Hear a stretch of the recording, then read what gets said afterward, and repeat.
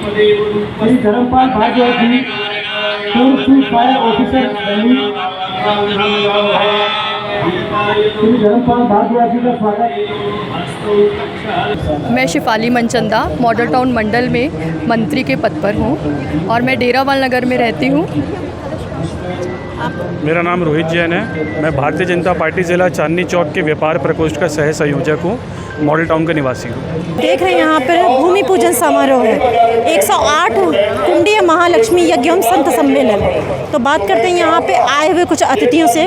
देखिए, आज Amardev public school में ये जो महायज्ञ का भूमि पूजन होने जा रहा है, आपने देखा कि मॉडल टाउन और आसपास के मॉडल टाउन के विधानसभा से सभी प्रतिष्ठित व्यक्ति, गरिमाए व्यक्ति, सभी पॉलिटिकल नेता, सभी अतिथिगण यहाँ पर बड़ी संख्या में आए हैं। ये इस क्षेत्र का सौभाग्य है कि यहाँ पर ये वाला यज्ञ यहाँ पर होने जा रहा है, क्योंकि इससे इस क्षेत्र की जितनी भी परेशानियां हैं वो दूर हो जाएंगी। हमारा ऐसा मानना है कि ये महालक्ष्मी यज्ञ जो है 1000 कुंडीय है। यहाँ पर 1000 कुंड लगेंगे, यहाँ पर 108 अपना यजमान बैठेंगे और जब इसकी आहुति डाली जाएगी तो सोचिए इस वातावरण को कितना खुशनुमा बना दिया जाएगा। मैं प्रभु श्री राम की कृपा से सबका धन्यवाद करना चाहता हूँ, जिनकी वजह से यहाँ पर आज ये महाकुंडे यज्ञ का भूमि पूजन सफलपूर्वक आयोजन हुआ।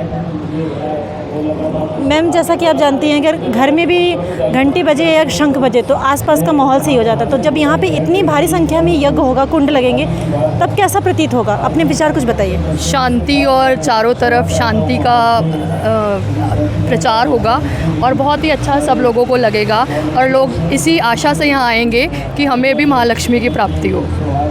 जी, तो आप पूरा प्रोग्राम जो है अटेंड करेंगी। आप यहाँ पे आए, आपको कैसा लगा?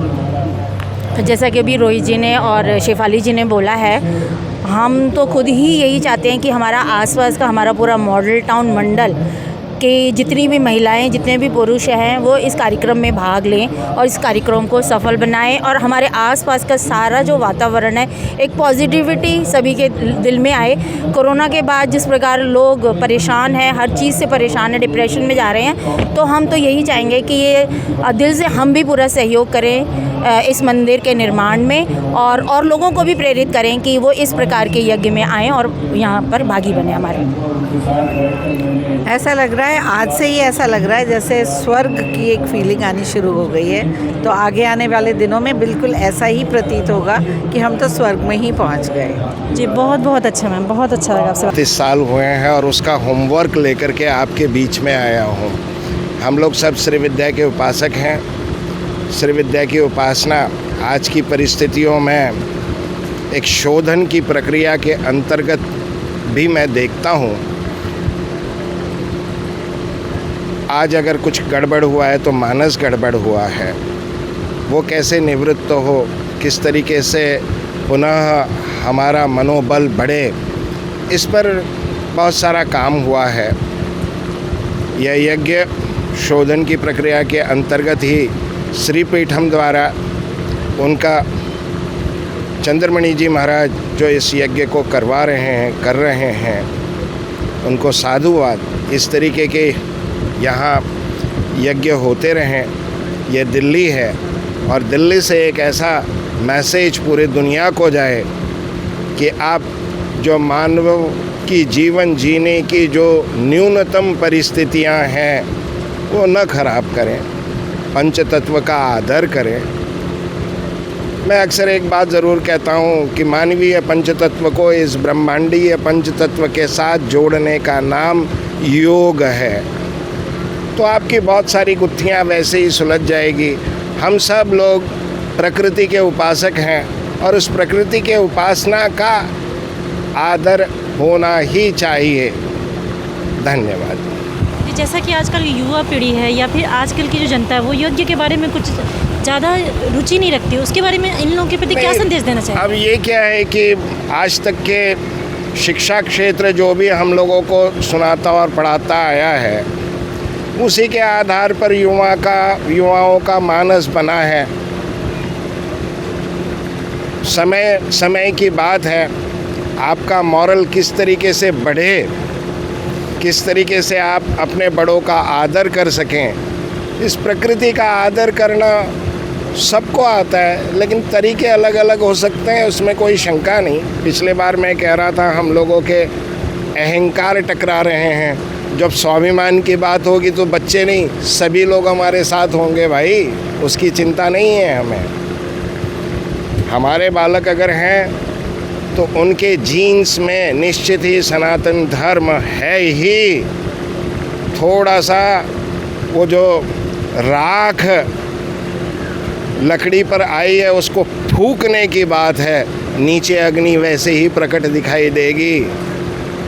बहुत बहुत अच्छा लगा आपसे बात करके। जैसा कि बात करेंगे यहाँ पे आचार्य जी से, तो आचार्य जी किस उद्देश्य से आपने इस यज्ञ का समारोह किया है, वो उसके बारे में थोड़ा बताइए। उत्तर भारत में श्री विद्या के प्रचार प्रसार को लेकर के और दिल्ली में महालक्ष्मी मंदिर की स्थापना करने के लिए यह श्री पीठम ट्रस्ट की स्थापना हुई है। और श्री पीठम प्रत्येक वर्ष 108 कुंडीय महालक्ष्मी यज्ञ करवाता है। यहाँ भी 108 कुंडीय महालक्ष्मी यज्ञ का आयोजन है। श्री विद्या का प्रयोग होगा, श्री यंत्र सिद्ध किए जाएंगे, लोगों के घर घर में श्री विद्या का मंत्र और साथ में श्री यंत्र की स्थापना होगी। लोग भारतवर्ष की समृद्धि हो, वातावरण की शुद्धि हो, इसी उद्देश्य को लेकर हम यज्ञ करते हैं। जैसे कि आपने बताया कि आज यहाँ पे देखने हम लोग आए, भूमि पूजन था। इसके बाद कार्यक्रम के बारे में थोड़ा जनता को बताइए, कब क्या कैसे क्या करेंगे आप? आज भूमि पूजन हुआ है, यहाँ पर यज्ञशाला बनेगी।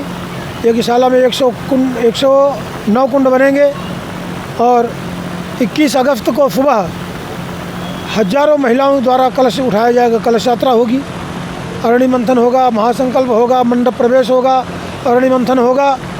और सायंकाल सत्र में, चूँकि श्रावण महीना है पावन का और नागपंचमी सोमवार, इस शाम को सत्र में 108 पार्थिव शिवलिंगों का रुद्राभिषेक का कार्यक्रम रहेगा।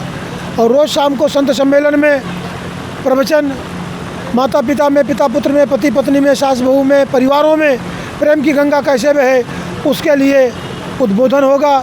और संतों के समागम के माध्यम से समाज को धर्म के प्रति जागृत करने का यह प्रयत्न होगा। चैनल में आपका बहुत बहुत स्वागत है। आप बताइए इस यज्ञ के बारे में, और यहाँ पे जो आज भूमि पूजन हुआ, यहाँ पे आप सम्मिलित हुए, कैसा लगा आपको? देखिए, मैं श्री पीठम से बड़े पुराने समय से जुड़ा हुआ हूँ। हम लोगों ने और पंडित चंद्रमणि जी ने निर्णय लिया है कि हर वर्ष एक विशाल यज्ञ किया जाए। 109 कुंडीय ये यज्ञ है। इसमें 151 विद्वान आएंगे और देश के सभी भागों से वो विद्वान आ रहे हैं। आज भूमि पूजन हुआ, इसमें भी आज 51 विद्वान थे भूमि पूजन में भी। और वैदिक मंत्रों के द्वारा हमने ध्वजा पूजन, गणपति जी, महालक्ष्मी जी, सबका पूजन किया है। और आज का जो वातावरण है, मैं आपके चैनल के माध्यम से कह दूं, आज समाज में बड़ी हौच पौच मची हुई है, बड़ी पीड़ा है समाज में, बड़ा कष्ट है। उस कष्ट की निवृत्ति के लिए यज्ञ सबसे उत्तम कर्म है। शास्त्रों में कहा भी गया है कि यज्ञो वही श्रेष्ठतम कर्म। आज की स्थिति परिस्थिति को देखते हुए जो लोग आदि व्याधि से युक्त हैं, मानसिक पीड़ाओं से युक्त हैं, आदि दैविक, आदि भौतिक, आध्यात्मिक, तीनों कष्टों की निवृत्ति के लिए यज्ञ का विशेष विधान होता है, जो कि यहाँ किया जा रहा है। और ये कार्यक्रम हमारा 21 से 28 तारीख तक चलेगा। प्रातःकालीन सत्र में प्रतिदिन यज्ञ होगा, सायंकाल संत सभा, संतों के प्रवचन, धार्मिक कथाएं होंगी, जिससे जनमानस को बहुत लाभ होगा। जैसा कि आजकल यज्ञ के बारे में लोग जानते हैं और हमारे माननीय प्रधानमंत्री ने भी इसको बहुत वैल्यू दी है, तो आप आम जनता के लिए क्या कहना चाहेंगे, कोई संदेश कहना चाहेंगे कि वो किस तरीके से इसमें सम्मिलित हो सकते हैं? अब मैं आपको बताऊं, यज्ञ जो है भारत की बड़ी प्राचीन परंपरा है। आपने जितने भी धर्म ग्रंथ पढ़े होंगे, पुराने देखे होंगे, सब में यज्ञ का विशेष महत्व है। अनादिकाल से ही आप ये समझिए, सतयुग से ही यज्ञों का महत्व रहा है। यज्ञ से पर्यावरण शुद्ध होता है, वो भूमि शुद्ध होती है, वो नगर की शुद्धि होती है, नगर के साथ साथ देश की शुद्धि होती है, और देश की शुद्धि के साथ साथ जितना जनमानस है वो भी शुद्ध होता है। प्रधानमंत्री जी की जो परिकल्पना है कि भारत जो है अहर्निशम प्रगति करे और बहुत आगे जाए, बहुत आगे बढ़े, वो इन यज्ञों के द्वारा और सामूहिक सत्कर्म के द्वारा ही आगे बढ़ा जा सकता है। आचार्य जी से जानना ये चाहेंगे कि जैसा कि लोग कहते हैं पुराने ज़माने, साइंटिफिक तरीके से आप क्या कहना चाहेंगे, किस तरीके से यहाँ पे ये यज्ञ और यहाँ की आहुति साइंटिफिक तरीके से कैसे वातावरण को शुद्ध कर सकती है, उसके बारे में बताइए। जी, मैं आपको बताता हूँ। अन्नाद भवन्ति भूतानि प्रजन्यादन संभवः। देखिए, अन्न से कलयुग है, अन्न का जो है प्राणी बंधन में है, अन्न के बिना अन्न के उसकी गति नहीं है। और जो अन्न है वो वर्षा से होता है और वर्षा जो है यज्ञ से होती है। तो सबसे बड़ा विज्ञान ये है इस यज्ञ का, इन वैदिक मंत्रों का ये विज्ञान है कि हम आवाहन करते हैं इंद्र को, अग्नि को, सभी को आवाहित करते हैं और उससे इंद्र जो है भगवान वर्षा करते हैं। वर्षा से देश में अन्न होता है, अन्न से प्रजा की अभिवृद्धि होती है और ये पूरी तरह वैज्ञानिक आधार है।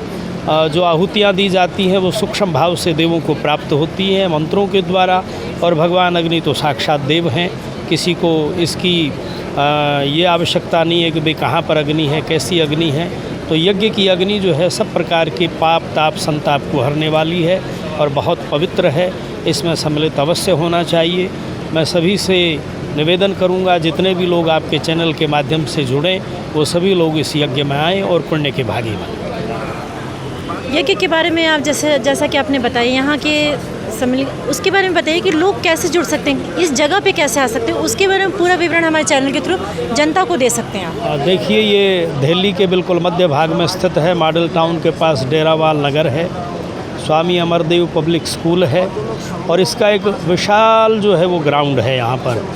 और हमने इससे पहले एक मीटिंग का कार्यक्रम किया था, उसमें भी लोग लगभग 500-600 आदमी जुड़े और आज तो इतनी अनंत भीड़ आई थी कि हम आपको बता नहीं सकते। तो बड़ा सुलभ है यहाँ का मार्ग, ये मेट्रो से जुड़ा हुआ है, बहुत ही निकट में यहाँ मेट्रो है मॉडल टाउन।